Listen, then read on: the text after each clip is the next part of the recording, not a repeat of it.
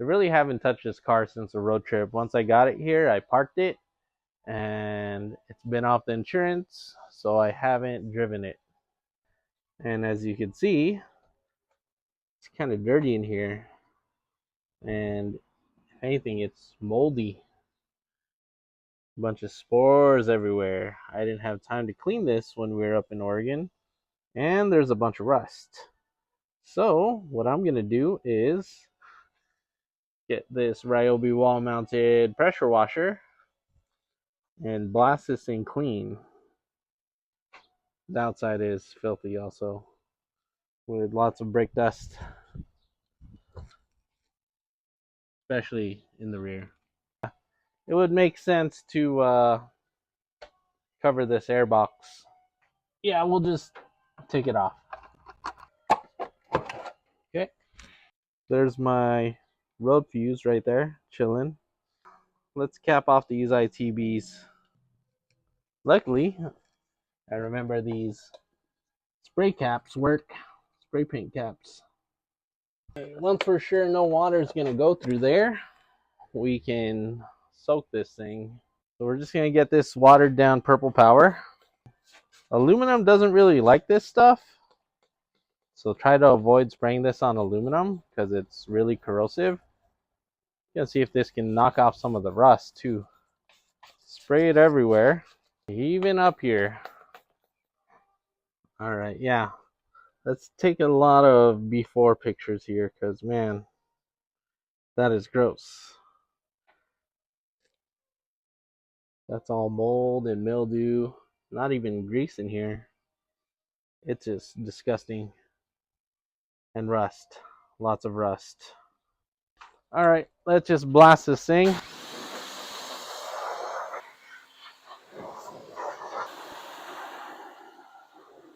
And all this nasty stuff. Okay, so this was just kind of like a pre-rinse. Still some mold everywhere.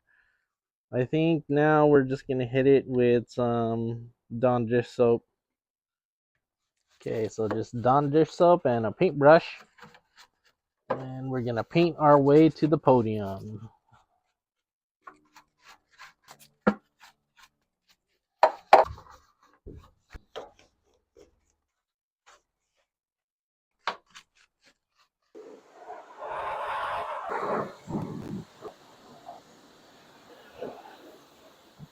Get your Ryobi blower and use your protection because it's loud.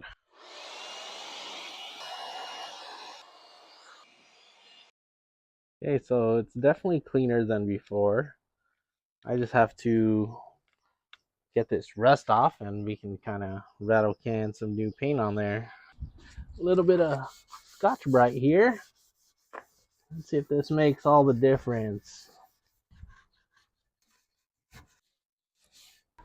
While this thing is idling, look for your header paint. High heat, ceramic coating, gas and oil resistant, no peel promise, adhesion guarantee.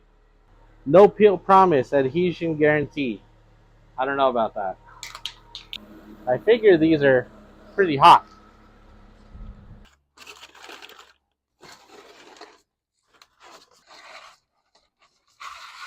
This is good enough for me. I'm just gonna do light coats. I mean, shit, one and done, one coat and done. And this thing is definitely emitting some odors.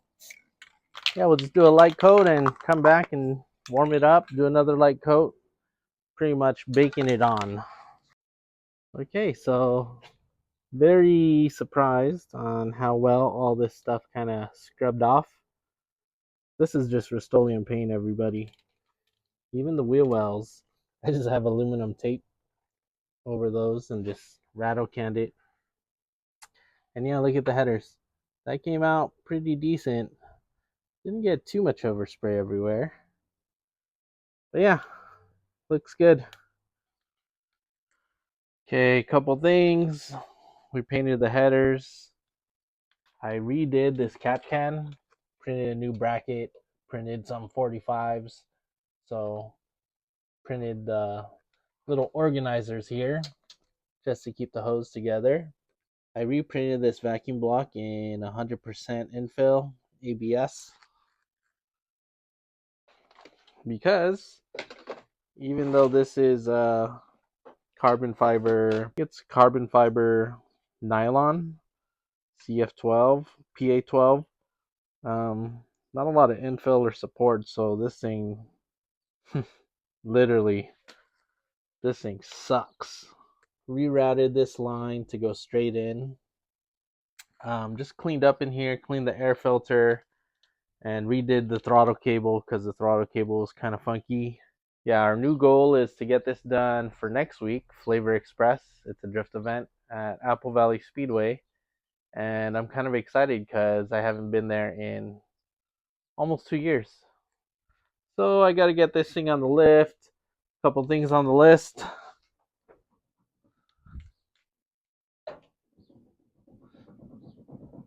Gotta fix that steering play. We're gonna check that wheel bearing to make sure it's still alive. We got better RCAs. These are from Bombay Innovations, made in Thailand. These are also 50 mil. So these are gonna replace my chunks of aluminum. And then my car was running cold on the road trip, so we got a thermostat, OEM-ish thermostat. It's made in Japan, Ison. We got to fix the oil leak because this pan is leaking oil still.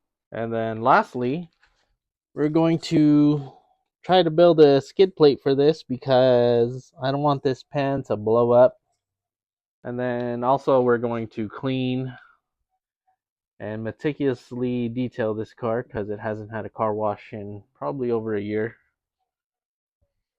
You guys remember I 3D printed this taillight? It's still alive. And this is just transparent PLA. Probably 20% infill. You can see the lines, but man, still holding up. So yeah, we gotta empty out this car. Still has all the road trip stuff inside and a transmission, and man, yeah, we're gonna clean this up real nice just so we can wreck it or have catastrophic failure next week.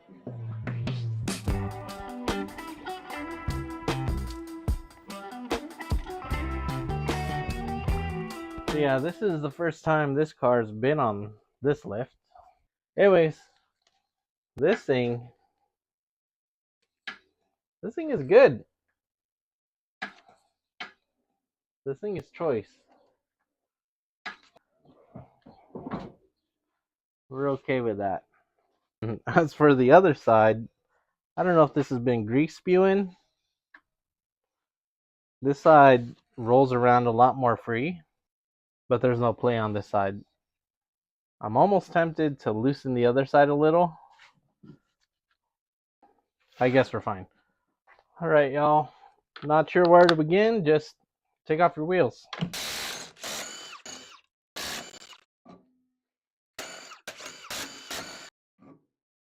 Oh, false advertising. These are like 45 mil. Just thinking out loud here. There's no cotter pin on this. Who knows why. But I might as well take off this double locking nut just so I have more adjustment. So yeah, that's something we could do. If we put it on sideways, that looks pretty decent. Get this tool, and hopefully we don't mushroom these threads. Okay, look at that. Inner tie rods are still good. While we're dabbling with all this nonsense, we should be draining the coolant because we're going to change the thermostat. I use this for coolant. It's ready to go. You're going to put a little hose, a little line on this. Do your best to stretch it out. Of course, it's going to dribble because it's not vented. We got to pop the cap. There we go. Note to self, loosen inner locking nuts before you get the tie rod off. Once that's off, you just put this back on, and then we have that much more adjustability. Components are pretty tight, not a lot of play, right? It's just this Damn you, joint. You see that? I literally have this thing bottomed out, and this thing has been probably just chewing up my rack. We just need to get some bigger hardware there and really clamp it down. Okay, so that was terrible. Anyways, I just ended up putting a nut and bolt, and there is literally no more play. Solid. And this is what was in here. It was getting chewed up in there, and more or less it was just spinning in there, so I had to get creative to get it out. So new tie rod boot and new steering bellows, because this thing is freaking hammered. My brake pads got tapered when my wheel bearing was messed up, and I don't know if my rotors are warped or if my hub is just wobbly because I shimmed it, which I think it's wobbly because it's shimmed over, but that'll survive the weekend. As you can see, these inner boots were torn or non-existent. So for $7 on Amazon, I got a bunch of these doodads. Not sure if these are gonna fit. The big ones look too big. Small ones look just right. Because yeah, these things always freaking rip. This really didn't work out the way I thought it was. Sometimes things don't work out when you just free ball it. I mean, dude, I'm fine with that. We'll just freaking slam that thing down. And these were silicone, and these were $13 for the pair, right? So pretty universal, because I mean, this side you can stretch, this side you can stretch too. If not, you can just cut it to size to fit. That barely existed anyway. These things are donezo. What we'll do is we'll wipe off all the grease and dirt. We'll just pack a bunch of grease in here and put the new boot on. This is how you know your rack could use a rebuild. See that play? But yeah, we don't have time to do a rack rebuild right now. Extra heavy duty grease. I mean, I think we're good there. Okay, so I cleaned out whatever I could out of this inner tie rod, and it's not too bad. There's a little bit of wear marks. I think when I'm full lock, it gets like this crazy angle. So literally. So to get the grease all the way in there, well, we're just gonna heat it up. Because when you heat up grease, it gets thin, and hopefully it'll get into the parts I need it to go in. Slap on more. Okay, so we got the inner tie rod on this side, and then we got the boot, which is zip tied here. That one as well. So when I move this one side to side, you can see some movement here. So that's sort of airtight. Okay, sometimes you just have to build a skid plate and not record it, and then just spray paint it with dollar spray paint. Here's the finished pan. Almost looks professional, right? And then over here, we're going to do our best to clean off all this muck and brake dust the best we can.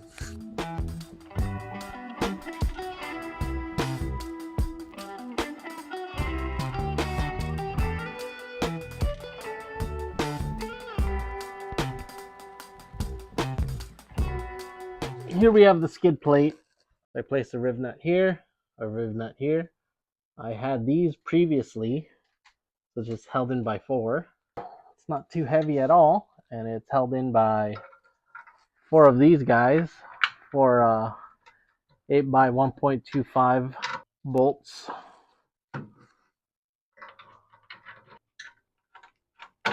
There it is. I just gotta tighten it.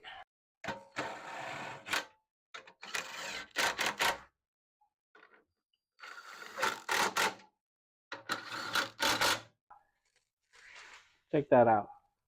I gotta say, I do okay work. We're gonna try to polish this thing, and it's gonna look good.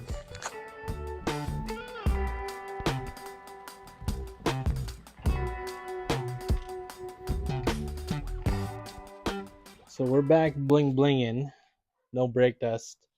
Front tires are pretty shitty, but we're just gonna run them for the weekend.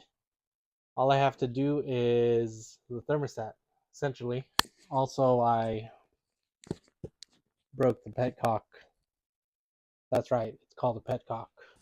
Okay, so I wasted all my time just polishing these stupid wheels.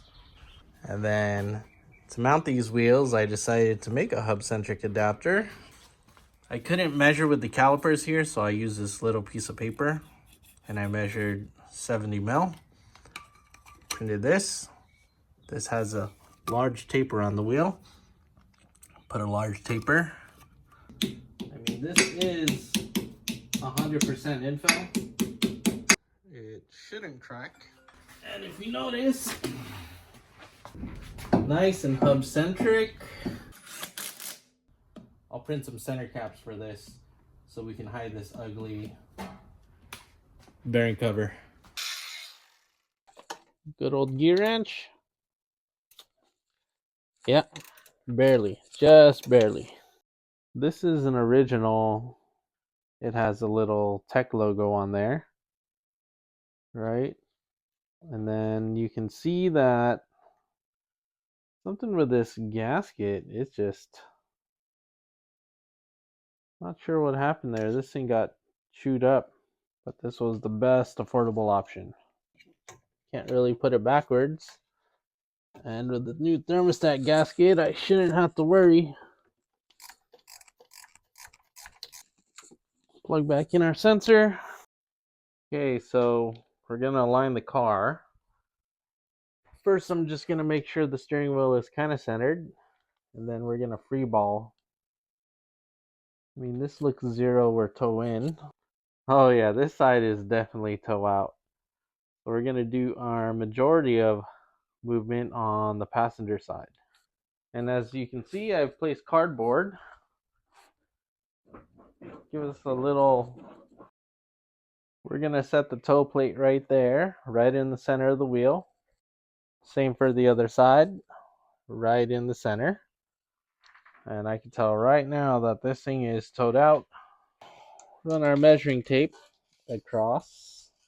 We're gonna hook this onto the lower slot being right there.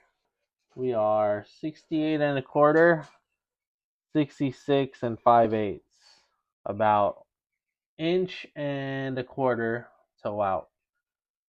So what we're gonna do is lengthen the other side. So now we're only half an inch toe out. Our 67 3/8 and 67 3/8.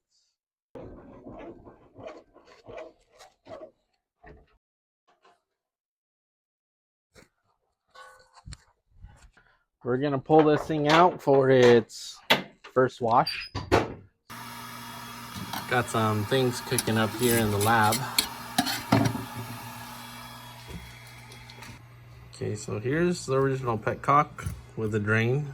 You can see the thread snapped. So this was one piece, but it broke.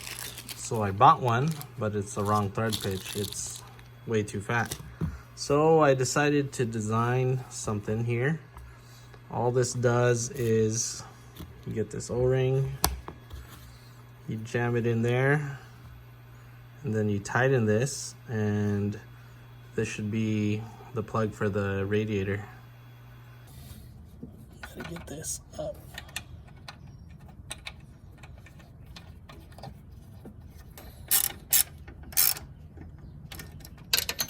Oh yeah, we snapped it.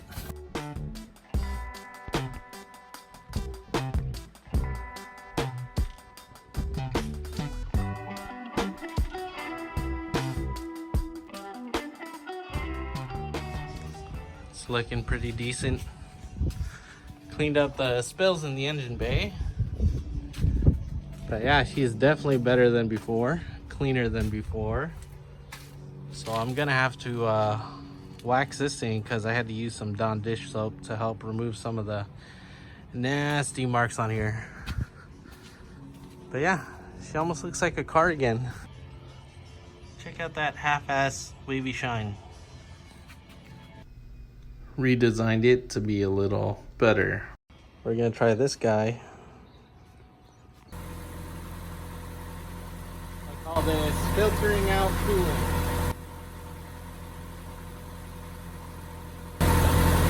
All the nasty stuff will stay at the bottom of the jug. So let that idle, let that bleed. Okay, so I had plans to polish this thing, but the paint's not that bad. I'm just going to spray wax it and put Armor All, and it should be looking pretty decent. Here it is. We did not record 1 second of it. Sometimes you get a little lazy and you just get in the mood and you just start waxing your car. Waxing the hood, cleaning your car, putting some Armor All on the bumpers and the lip. She's looking decent. You know, this fender's banged out. I freaking stitched that back together. I mean, this is definitely a car. One of the best ways to test the car is driving to work.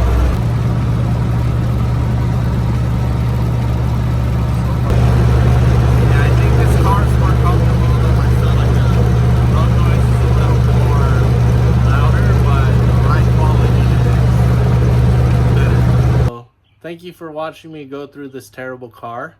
I'm going to the track this weekend.